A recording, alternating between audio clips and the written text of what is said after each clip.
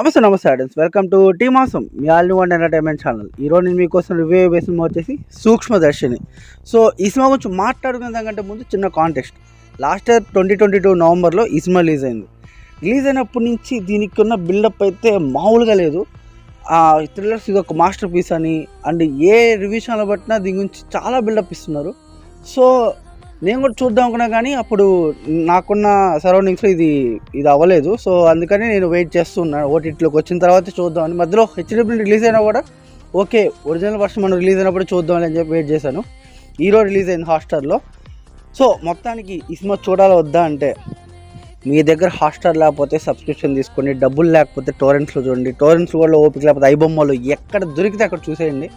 అర్జెంట్గా ఇది మీ ఫ్యామిలీ మెంబర్స్తో సహా అందరూ కూర్చొని చూడండి. ఏం థ్రిల్ అవుతారంటే అసలు మాటల్లో చెప్పలేను. నేను చూసి ఇప్పుడే రివ్యూ ఇస్తున్నట్టే మీరు అర్థం చేసుకోండి. అండ్ అసలు సినిమా గురించి ఏం చెప్పాలో కూడా నాకు అర్థం కావట్లేదు. అసలు మలయాళంలో రైటర్స్ ఏంట్రా అలా ఉన్నారు? అయ్యా, రైటర్స్ ఎవరైనా ఉంటే ఇక్కడ ఎక్స్పోర్ట్ చేసుకోండి అయ్యా, టాలీవుడ్ వాళ్ళు. ఏంటయ్యా వాళ్ళ రైటింగు? ఈ సినిమా గురించి ఇంకొంచెం డెప్త్గా మాట్లాడాలంటే ఈ వీడియో సరిపోదు. కాకపోతే సింపుల్గా చెప్పేస్తా.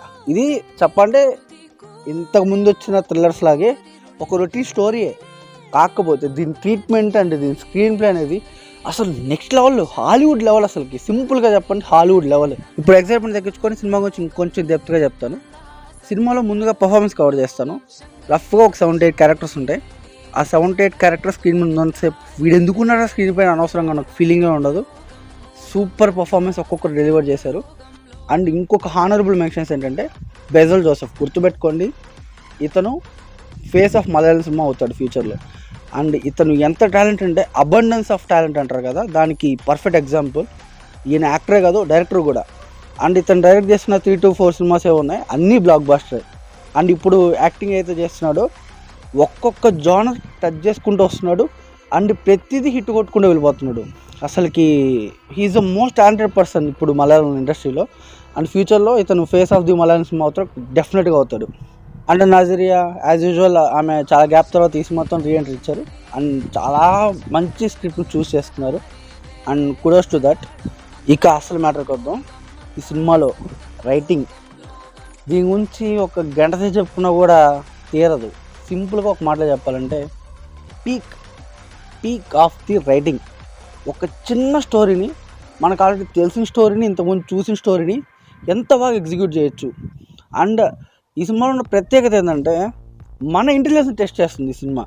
అంటే మన సినిమా రన్ అయ్యే కొద్దీ ఆ సీన్స్ ఏవైతే ఓపెన్ అప్ అవుతూ ఉంటాయో, మనం సీన్స్ అయ్యే కొద్దీ మనం గెస్ట్ చేస్తుంటాం. ఓకే, ఇది అవుతుందా, ఎవరు కల్పిట్, లేకపోతే ఎవరు ఇక్కడ మెయిన్ విలను అని చెప్పి మన థాట్ ప్రాసెస్ని టెస్ట్ చేస్తుంది ఈ సినిమా. అండ్ ఫైనల్గా వచ్చేసరికి ఓడి అమ్మ పొడవ ఇదే, అసలు ఆ సర్ప్రైజ్ ఎలిమెంట్ అయితే ఫైనల్లో మనం ఫీల్ అవుతామో, అసలు క్రేజీ ఎఫెక్ట్, అది క్రేజీ అసలుకి. అండ్ లాస్ట్ 30 minutes అయితే స్క్రీన్ పెద్ద ప్యాక్ ఆడేసుకున్నారు. అండ్ ఎండ్ క్రెడిట్స్లో కూడా వచ్చే ఆ సీన్ ఏదైతే ఉందో, అబ్బా మైండ్ బ్లాక్ అసలుకి మలయాళం ఇండస్ట్రీ ఇక్కడ ఉండాల్సింది కాదనిపిస్తుంది నాకు ఈ సినిమా చూసిన తర్వాత. అన్ని ఓవర్ హైప్ ఇస్తున్నాను కాదు, కానీ చిన్న నెగిటివ్ ఫీలింగ్ ఏంటంటే, తమిళ్ ఇండస్ట్రీ అంత డిజర్వ్ కాదనిపిస్తుంది. ఒకవేళ వాళ్ళు ఫేస్ ఆఫ్ సినిమా అయ్యుండొచ్చు, మనకంటే ముందుంచి వాళ్ళు మంచి సినిమాలు డెలివరీ చేసిండొచ్చు. కానీ ఇప్పుడున్న మలయాళం ఇండస్ట్రీ అసలు ఏ ఇండస్ట్రీ దాన్ని టచ్ కూడా చేయలేదు, రైటింగ్ విషయంలో అండ్ కంటెంట్ విషయంలో. And peak of the cinema అది, పీక్. ఇంకా రైటింగ్, యాక్టింగ్ కాకుండా ఇంకొంచెం అప్రిసియేషన్ ఇవ్వాల్సింది సౌండ్ అండ్ మ్యూజిక్.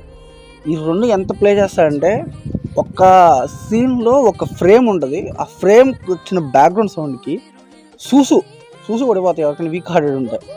సో అంత ఇంపాక్ట్ఫుల్ మ్యూజిక్ ఇచ్చాడు. And kudos to music director also. దీని తర్వాత మిగతా ఆస్పెక్ట్స్ ఏవైతే ఉన్నాయో, ఎడిటింగ్ కానీ లేకపోతే లైటింగ్, సినిమాటోగ్రఫీ ఎక్సెట్రా అబ్బా ఏం చెప్పగలను ఈ సినిమా గురించి. అండ్ రీసెంట్గా నేను అంత ఎగ్జైట్ అయిన సినిమాల్లో ఇదొకటి. నేను జస్ట్ ఒక ఫ్యూ ఇయర్స్ బ్యాక్ సినిమా చూసి ఇప్పటికిప్పుడే రివ్యూ పెడుతున్నాను. అండ్ అర్థం చేసుకోండి, ఎంత నచ్చుంటే నేను అంత ఎఫర్ట్ పెడతాను.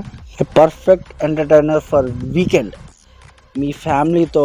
అండ్ మీకు ఎక్కడ వీలేదు అక్కడ చూసేయండి అబ్బా సినిమాని. అండ్ రిమైండర్ చెప్తున్నా, ఇట్స్ స్లో పాయిజన్ యాక్చువల్లీ.